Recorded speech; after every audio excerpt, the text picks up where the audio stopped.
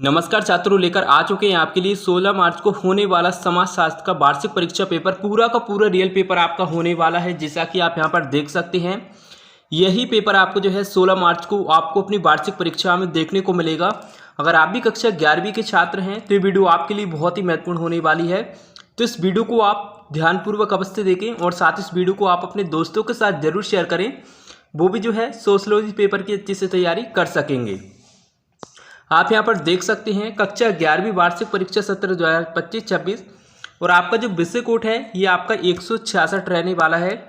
और आपके लिए जो परीक्षा करने के लिए समय रहेगा ये आपका 3 घंटे का रहेगा और 80 नंबर का आपका पेपर होने वाला है। पेपर के नीचे आपको यहाँ पर कुछ निर्देश देखने को मिलेंगे और प्रश्न नंबर 1 से आपको यहाँ पर सही विकल्प चुनकर लिखना है। ये आपके 6 नंबर के रहने वाले हैं।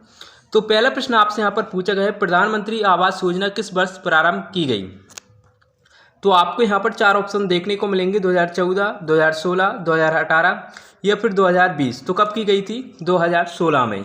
ये आपका सही उत्तर हो जाएगा। अगर आप इसको करते हैं तो आपका 1 नंबर यहाँ पर पक्का है।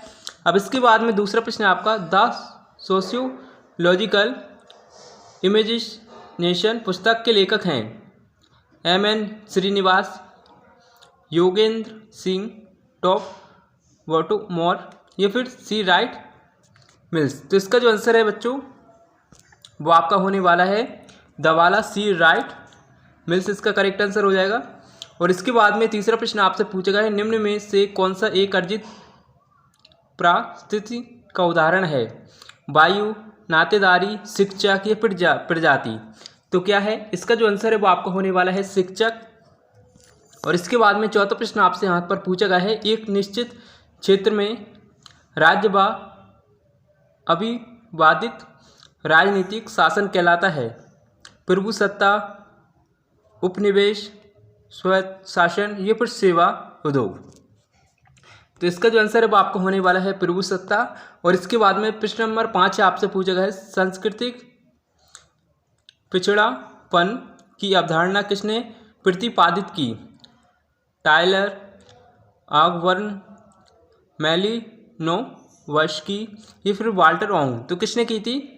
वार्नर। ये आपका करेक्ट आंसर हो जाएगा बवाला। और इसके बाद में 6वां प्रश्न आपसे पूछा गया है, निम्न में से कौन प्राथमिक समाजीकरण का अभिकरण है? तो कौन है? तो इसका जो आंसर है आपका वो होने वाला है परिवार। और इसके बाद में इंग्लिश मीडियम वालों का होने वाला है, जो भी बच्चे इंग्लिश मीडियम के हैं जल्दी से स्क्रीनशॉट लेते चलें, क्योंकि एक एक क्वेश्चन आपकी परीक्षा के लिए इम्पोर्टेंट होने वाला है। और प्रश्न नंबर 2 में आपको रिक्त स्थानों की पूर्ति करना है। साक्षात्कार या सर्वेक्षण में पूछे जाने वाले प्रश्नों की लिखित सूची डेज कहलाती है? तो क्या कहलाती है? अनुसूची। अनुसूची कहलाती है। ये आपका सही उत्तर हो जाएगा पहले खाली स्थान का। अब इसके बाद में दूसरा प्रश्न आपसे यहाँ पर पूछा गया है, अलगाव की अवधारणा डेज ने प्रतिपादित की? तो किसने की थी? Karl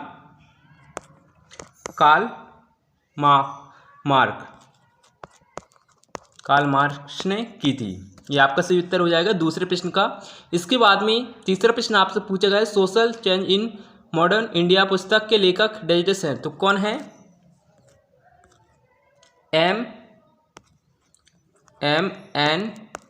M.N. श्रीनिवास।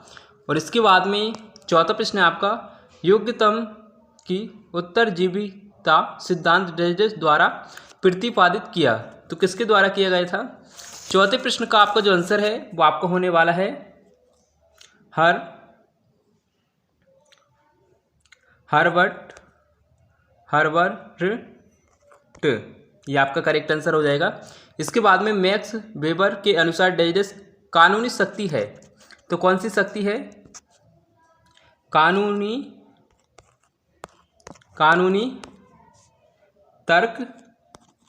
तर्क संगत। और इसके बाद में आप यहाँ पर देख सकते हैं, कॉर्बेट नेशनल पार्क डेज में स्थित है? तो कहाँ पर स्थित है? उत्तराखंड में स्थित है। और इसके बाद में आप यहाँ पर देख सकते हैं प्रश्न नंबर 3 में आपको सत्य सत्य चुनकर बताना है, जो कि आपके 6 नंबर के होने वाले हैं। पहला प्रश्न है आपका, बस स्टॉप पर प्रतीक्षा करते यात्री समुच्चय का उदाहरण है। तो पहला आपका सत्य हो जाएगा बिल्कुल। और इसके बाद में अगस्त कॉम्ट ने क्षेत्रीय कार्य को सामाजिक मानव विज्ञान की एक विशेष पद्धति रूप में स्थापित किया, तो ये आपका सत्य हो जाएगा। अब तीसरा प्रश्न आपका सर्वेक्षण क्षेत्रीय कार्य के लिए एक पद्धति है, तो तीसरा आपका बिल्कुल सत्य हो जाएगा। इसके बाद चौथा प्रश्न आपसे यहाँ पर पूछा गया है, प्रतिस्पर्धा की विचारधारा पूंजीवाद की सशक्त विचारधारा है, तो ये आपका बिल्कुल सत्य हो जाएगा। इसके बाद में पांचवा प्रश्न आपका प्रभु तत्वजाति शब्द देने का श्रेय जी.एस. दुर्य को जाता है, तो ये आपका बिल्कुल असत्य है। और छठवां प्रश्न आपका सामाजिक परिस्थिति पर्यावरण से प्रभावित नहीं होती, तो छठवां भी आपका असत्य हो जाएगा। इसमें आपके 3 सत्य और 3 असत्य रहने वाले हैं।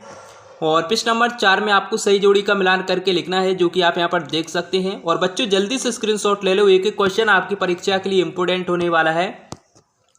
प्रश्न नंबर 5 में आपको एक शब्द एक वाक्य में उत्तर देना है। पहला है वर्ग संघर्ष अवधारणा के प्रतिपादक कौन थे, जिसका जो आंसर है वो आपका होने वाला है कार्ल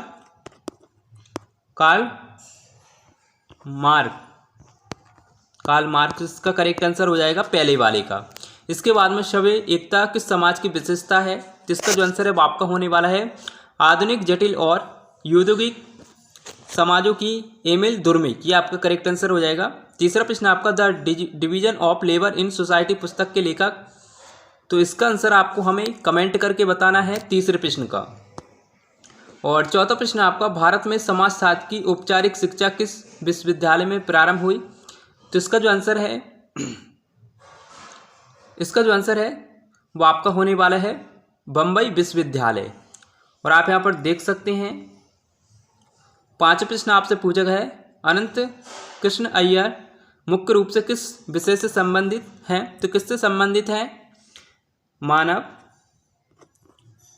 मानव विज्ञान।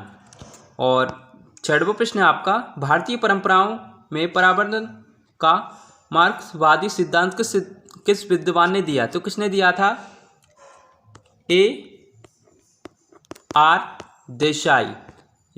देसाई ने दिया था। इसके बाद में सातवां प्रश्न आपका जी.एस. दुर्य ने मुख्य रूप से जाति व्यवस्था की कितनी विशेषता बताई, तो कितनी बताई थी 6 विशेषता बताई थी। और प्रश्न नंबर 2 से लेकर प्रश्न नंबर 16 तक आपसे यहाँ पर 2-2 नंबर के प्रश्न पूछे जाएंगे, जो कि आप यहाँ पर देख सकते हैं। और प्रश्नों को आपको बिल्कुल भी मिस नहीं करना है, जो कि आप यहाँ पर देख सकते हैं। सामाजिक मूल्य से क्या तात्पर्य है, सामाजिक बाध्यता क्या है। और 7वां प्रश्न आप यहाँ पर देख सकते हैं संदर्भ समूह किसे कहते हैं, समय समूह किसे कहते हैं। समाजशास्त्रीय दृष्टिकोण से परिवार के कोई 2 उद्देश्य आपको बताना है। साथियों की संख्या के संदर्भ में विवाह के 2 रूप आपको बताना है। संस्कृति की परिभाषा आपको लिखना है। नेताजी केंद्रवाद क्या है, सहभागी प्रशिक्षण से क्या तात्पर्य है। और आप यहाँ पर देख सकते हैं, जल्दी से स्क्रीनशॉट लेते चले क्योंकि समय बहुत ही कम है। सामाजिक सोच में प्रतिदर्श क्या है, सामाजिक संरचना से क्या अभिप्राय है, सामाजिक स्त्रीकरण क्या है, सतत विकास से क्या आशय है। मोस्ट इंपोर्टेंट क्वेश्चन आपके होने वाले हैं। अंतर्विवाह किसे कहते हैं, बहिर्विवाह किसे कहते हैं। और आप यहाँ पर देख सकते हैं, जल्दी से स्क्रीनशॉट लेते चलिए। ये आपके 3-3 नंबर के प्रश्न होने वाले हैं, प्रश्न नंबर 16 से लेकर प्रश्न नंबर 20 तक। सामाजिक समूह की कोई 3 विशेषता आपको बताना है। प्राथमिक समूह की कोई 3 विशेषता बताना है। और आप यहाँ पर देख सकते हैं। और बच्चों हमने जो पेपर आपको बताया है, इसमें से आपको कितना लगभग आ चुका है, ये आप कमेंट करके अवश्य बताएं। अगर आपको वीडियो पसंद आई तो वीडियो को लाइक अवश्य करें और साथ ही चैनल को भी सब्सक्राइब करें, जिससे आने वाली वीडियो की और भी नोटिफिकेशन आप तक सबसे पहले पहुंच सकेगी। मिलते हैं एक और ऐसी इंटरेस्टिंग वीडियो के साथ। Thanks for watching, bye bye.